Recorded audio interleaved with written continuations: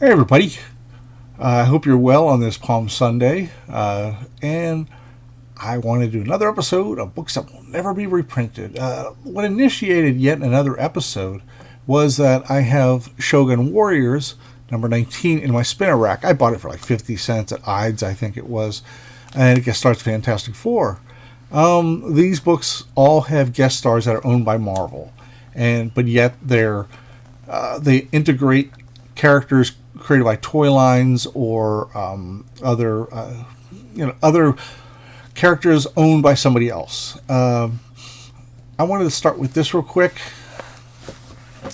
I'll go over them in detail, but that was the beauty of Marvel in the 70s and the early 80s, is that they integrated the characters from the toy line or other characters that they don't own but were licensed into the Marvel Universe proper. ROM, the comic was so well done. He was just a toy, and a shitty looking toy at that.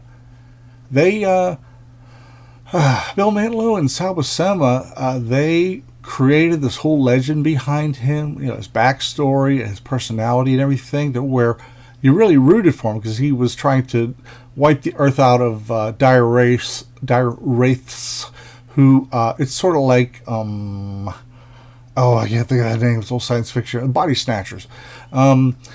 So he comes along, but a lot of people don't believe him at first. Then later on, they get clued in. But Parker Brothers owns ROM, and for some friggin' reason, they won't reprint the ROM stuff. I've said this before, and I'm going to try and keep that rap short. But I ended up, even though I have most of these issues, I bought the Epic collections that they sell, and I now have all the stories from Power Man number 1 to 125, which was the last issue, which sucked. The last year kind of sucked. It was just really odd. It was when it went on the chopping block, it wasn't broken up. But this book was skipped. They threw in like a paragraph at the top of the next issue to explain what they did the previous issue because they couldn't show it.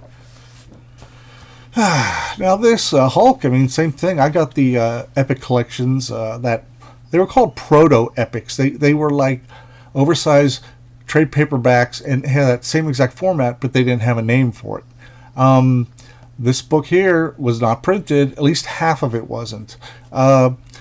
So the reprints go from $2.95 to $2.97.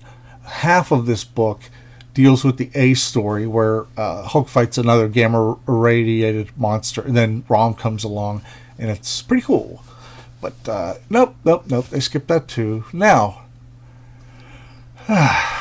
Shogun Warriors, I liked it. It was, parts of it were kind of juvenile for me. Because I was starting to become a teen, and I was like, it's kid stuff. But what kept me coming back was Herb Trimpe. He has a terrific sense of scale. He would do that with Godzilla as well, which that will unlikely be reprinted. I don't have it on me because issue 3 features the champions, which was Black Widow, Hercules, Iceman, Angel, Ghost Rider, and others. Neither of these will be reprinted, possibly because the toy manufacturers just don't see the money in it. And maybe, possibly, they didn't like how it was interpreted. And maybe when the contract ran out, they were like, we're out of here. So, but a generation or two have passed, and nostalgia rules. That's, whether you believe in nostalgia or have any, you can't deny its power. So, I have this Plymouth Duster, which was a piece of shit. And it was like 1975 when back when American cars were doing so good, and then that's when the Japanese cars started coming in. It was horrible. It was horrible. And I told my brother-in-law, who's a genius when it comes to fixing cars from the ground up. Like taking them apart, putting them together. And I said, it's probably not going to be worth anything. And he goes, you'd be surprised by the stuff I've refurbished. That would probably be worth a lot of money because of nostalgia. And I was like, how about that? This is Ed Hannigan, legendary cover artist, and great artist for Cloak and Dagger and other stuff later. Tons of covers for DC as well. Inked by John Byrne. I love that. And I had no warning that issue 100 would be the last, but it's a nice clean break. It's 100. So I'll go back to that. And here is a human fly. I say FLY, and it's just because. That's from the Cramps. Excellent song. The wildest superhero ever, because he's real. You got the Ghost Rider there. So if they chose to reprint Human Fly, which is strongly doubtful, the character is owned by one individual, and I just don't think Marvel would bite to it. I mean, there's great nostalgia stuff, but then there's stuff they have to really ruminate over and say, is there going to be any money in this, or is it just we just gonna waste our time? So because that's especially now in 2023, like a lot of the companies are tightening their belts. And I just bought this because Ghost Rider was in it. I bought the first issue because I was buying first issues because I thought, like collectible, minded idiot me thinking, they're all worth something someday. But then Ghost Rider had me come on. I got to enjoy the character again. Human Fly, like ROM, he had a little bit of a backstory where he was a Canadian Evel Knievel version of Evel Knievel, except he wasn't, a wife-beating redneck. But this was a fun book. I mean, they really, the character really didn't do much except do charity work on these trips, and they weren't that spectacular. I mean, TV in the 70s and such. Like he was clamped on top of a plane, and he held on with his feet and stuff, and it doesn't look as interesting as this kind of stuff. Lasted 19 issues, and I kept buying it because the character they built, he was a noble guy, he always did charity stuff, and he surrounded himself with a great great group of people. It's one of them who does a lot of mechanical stuff. He's missing both his limbs, and he has artificial hands. Back then they were more like this. Now they've improved quite a bit. I hate to say hooks, but they were like hooks.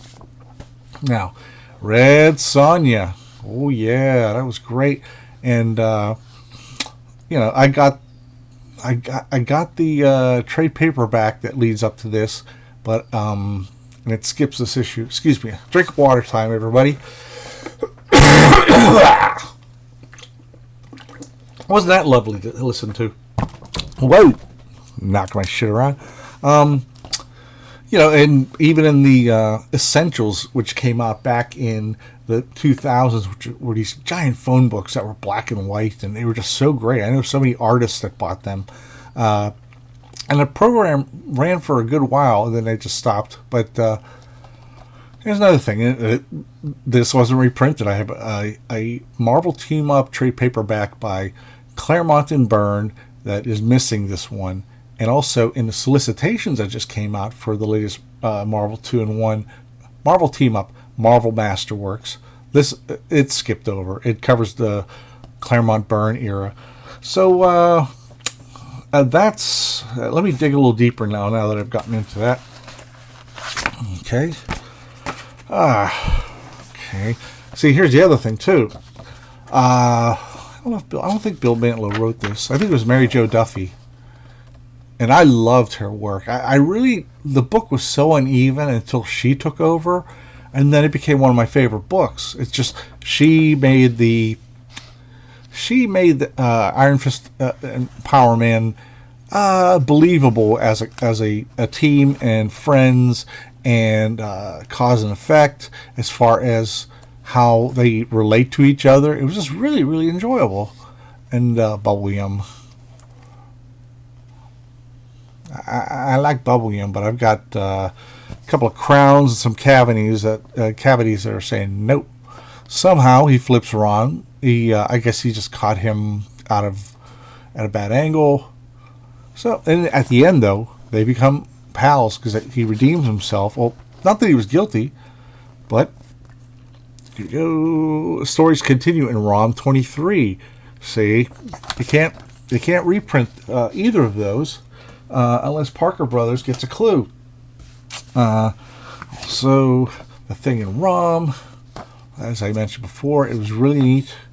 And this last one was done by, next to last was Bill Mantlo, Bob Hall, Kevin Zubin, Rick Parker, a legendary letterer. This was like an ongoing thing, even since way back to Lee and Kirby. Kirby loved the show The Thing, who's like one of the most powerful characters on Earth. He would get spooked by ghost stories. So, love those allergies. Well, something comes through the ceiling. It's ROM, and Ben Grimm recognizes him from the past. Oh, hey everybody. And he got shut down. So we brought back Firefly, who was a character created about issue 5 or so ROM, and he died, so they reanimated his corpse, and it's just tremendous fun. The Bob Hall art, I dig Bob Hall. I covered his graphic novel Emperor Doom in a previous episode, where Dr. Doom he controlled the world and he blew it twice. Good stuff, good stuff. This is a standalone issue, I believe. Do you believe in life after love? Okay, yeah, it just ends there, but it's a really nice story, really solid. I mean, when you get a Bob Hall book, I mean, they weren't that many of them, at least for a while. Now, one more rom-com. It's hilarious. So, okay, no. I think they use the cover, because I think there's a clause in copyrights where you can show one appearance only. Similar to this, Avengers 222, I think it was, the Avengers were looking for, new lineup, hey, come on, we want everybody to come over and join. And the cover had, who are the new Avengers? And it was like 12 faces, and one of them was ROM. And the reprints, they have ROM, because it's just the one-time use. To Kill or Cure. Inks by Gary Talek. And who is just... When he came on board the last, I don't know, for a year or two, it just really brought... It was just... I think he was the Filipino invasion group of artists that just really, really were exceptional. And I've gone over them several times before. Well, here's a gamma-rated guy. And the Hulk is intelligent for a while. And this is in the Epic Collection. Now, this woman here, she was his... I'm going to be a cough drop because my throat is tickling me. So hang in there. Drink a cup of coffee or something. And but don't go to the bathroom. I'm not going to be gone that long. Get me a cough drop. Ricola. Okay. Anyway, this Kate woman, she was an assistant to Bruce Banner when he regained his mind, and they were also lovers. And I've always wondered, has she fallen down the memory well? Do they actually use her ever? Because I think she's pretty cool. I mean, it was a nice change of pace, but everybody thinks Betty Ross, Banner. And I'm kind of like Mary Hartman. That's a throwback to you old guys like me. Well,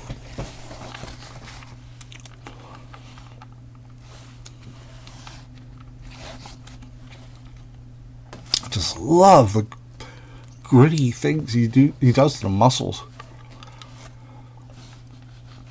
This is in the Epic, as I mentioned.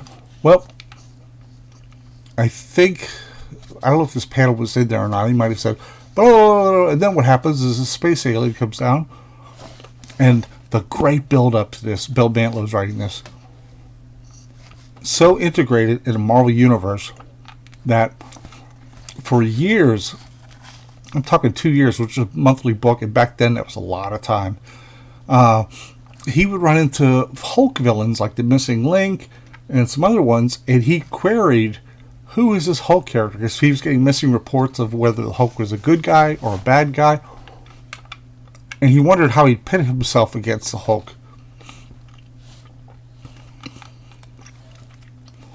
He cures the gamma-rated people with his neutralizer, which...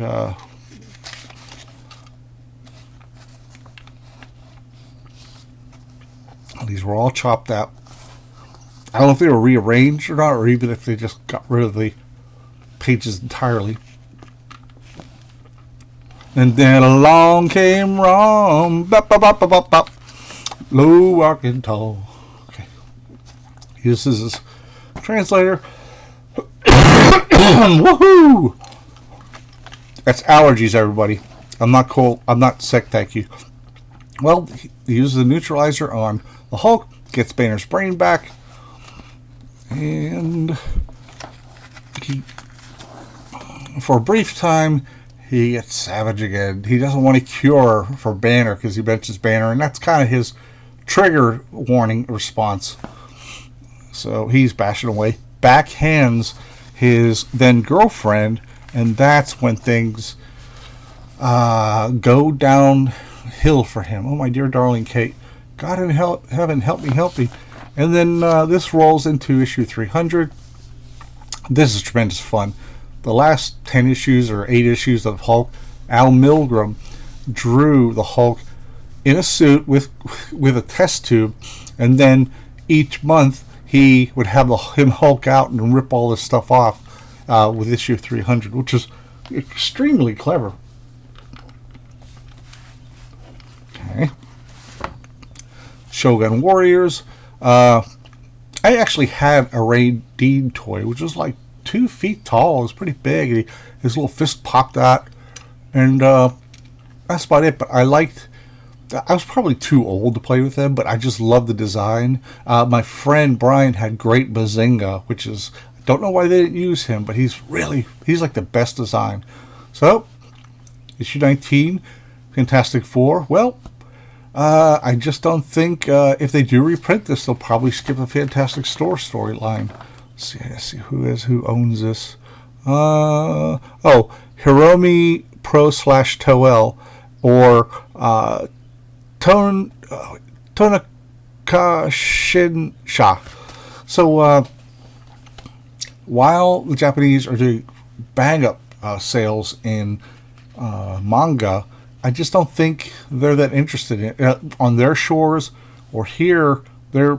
I don't think they'd see the money end of it. And I know everyone's saying, "Oh, the money," but why don't they just print it anyway? Well, we could dream on, but it's just kind of wishing against reality that the stuff won't get published. It's all about money, and but who knows? Similarly, Herb Trimpe drew an issue of Godzilla where the champions showed up, and it was issue 3. So they actually reprinted it in Godzilla Essential book, which came out around 1999 or so, but it was a very brief reprinting, and the book was fun. I mean, they also had Dum Dum Dugan from S.H.I.E.L.D. They had S.H.I.E.L.D. people, so you have to come up with a licensing agreement, and Marvel's in a very they're going through an upheaval now since they've fired Ike Perkman, and just they call their publishing redundant, which is words that kind of frighten me. But anyway, bought the first issue because I was like, ooh, I just collected first issues. I didn't know never with the intent to sell. I used to think, it's gonna be worse on, but I never sold them. Human Fly, and it's a fun story. It's really cool. But we can wish, can't we? Oh, okay. Here we go. The clam. Red Sonja meets Spider-Man, and as I said, it's never been reprinted by Marvel. And they've had the Conan license, but I don't think they did anything with Red Sonja. Correct me if I'm wrong. Please correct me in the line comments below. I think she might have stayed over at Dark Horse or something, and I love that cover. And check that out. Amazing. Terry Austin inker. I think we can all agree that Terry Austin was his very best inker on... look at that.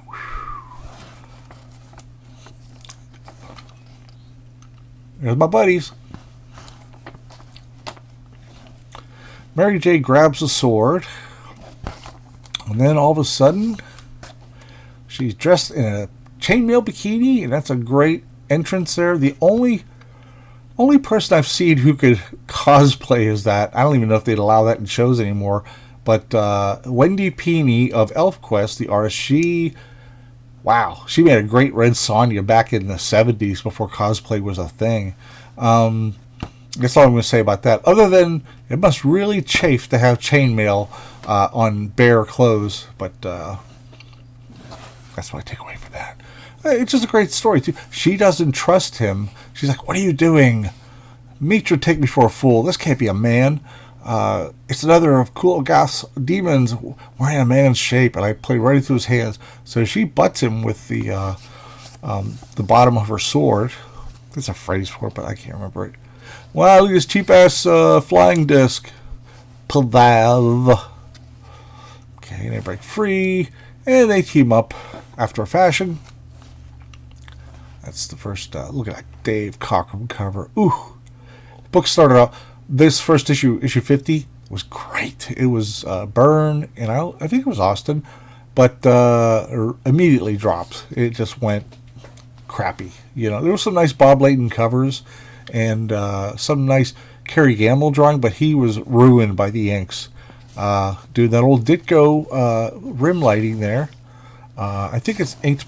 I think it's colored by Glennis Ween, who is one of my favorite all-time colorists. I last saw her name in 1990 when she was coloring the Hulk, and there was this Dave Keown was drawing it, and there was this one robot with all kinds of extensions and just like hair extensions. It was very detailed, but she colored it, and it was flat colors, but it really worked. She knew how to handle even more detailed modern characters. So he's like, oh, this thing's possessing me, throw it out. He rescued her. So anyway, the only time this has been reprinted is in this. Marvel did a bunch of trade paperbacks, like one a year. It was the Origins of Marvel Comics, which everybody kind of knows. Then they did Son of Origins, and they did Bring on the Bad Guys, Superhero Women, a whole bunch. But they were published by Fireside. At least the trade paperbacks were. I can't remember what the hardcovers were. Well, this is 1983, the very first Marvel solo reprint trade paperback. And it's a little inferior by, I don't know, it's a little inferior compared to the rest. And we still have, that's kind of fun, John Romita right there. And see, what they did was, on Bring on the Bad Guy, Marvel's Greatest Superhero Battles.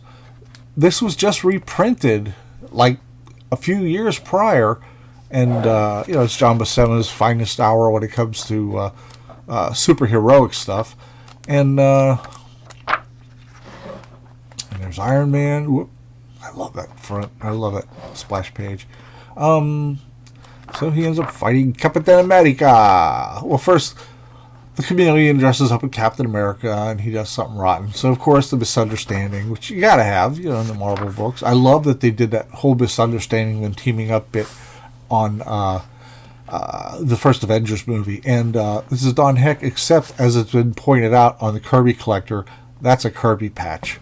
And that's probably a Kirby patch, too. And but it's just a great story. I really like it. There we go. It's Sword of the She-Devil. And crack myself up.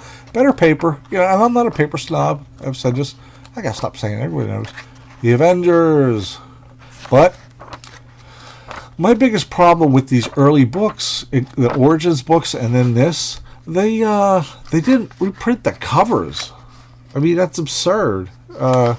But that's just what they did. And then this was reprinted about 8 years prior on the Incredible Hulk Treasury Edition, number 5. But it's still great. It's Jim Starlin and Joe Sinnott. I love that, man. Oh, and then Spidey meets Daredevil. Oh,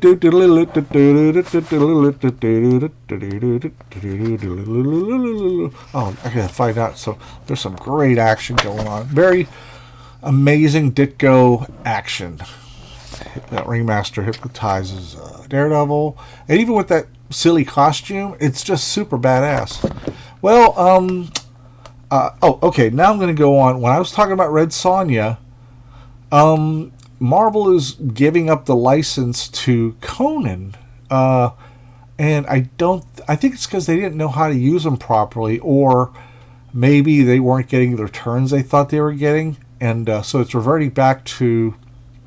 I think it's going back to Dark Horse. I may be 100% wrong, but I do know that the Conan properties are leaving Marvel, and I wish Marvel knew what to do with him. In this modern era, back all those books, the hundreds of color comics, the tens of dozens of tens of magazines of Savage Sword of Conan, they were pretty consistent. He was a barbarian, and he was just someone who had one of his eyes open on everybody. He was paranoid, and he went out, would steal gold, and that he would encounter wizards and such, and I think a lot of them are sort of that vein, but this is something that never should have been done. Never. Okay, I wrote myself some notes. See, I go on the fly a lot, but they made him join the fucking Avengers.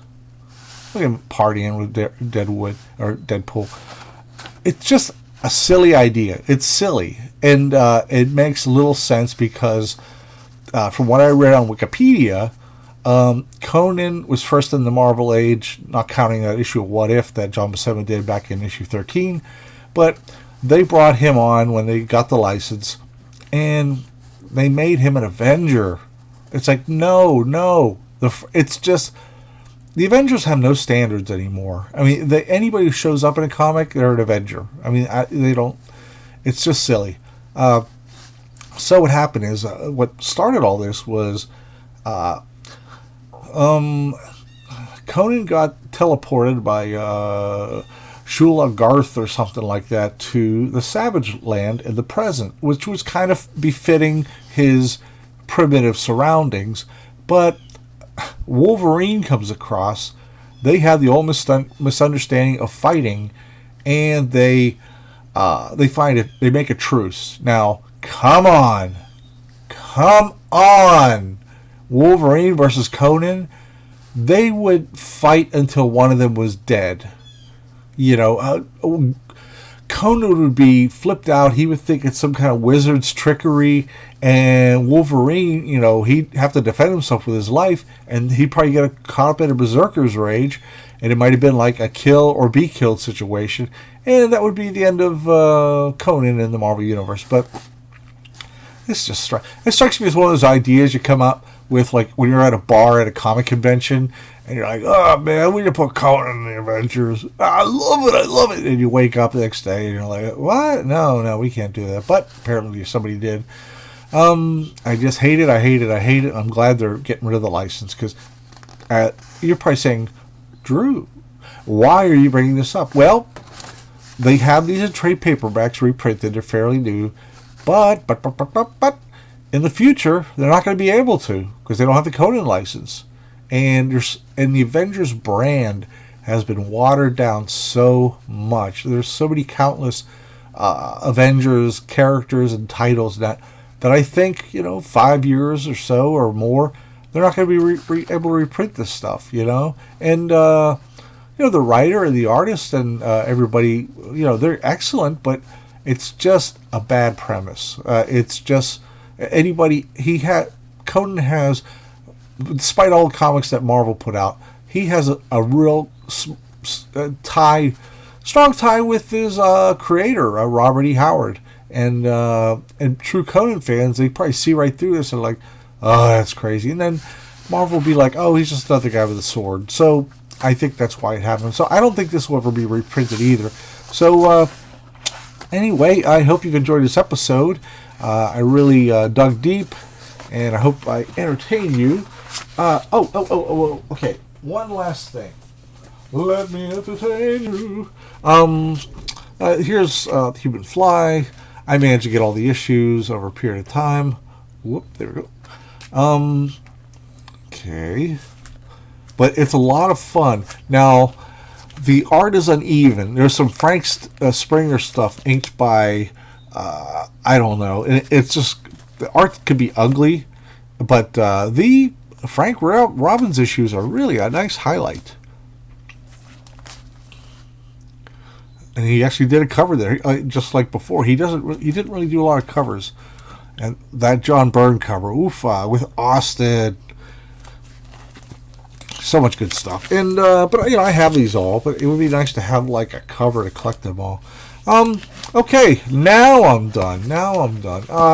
Again, I hope you've enjoyed this, and my little dip into the never to be reprinted file episodes.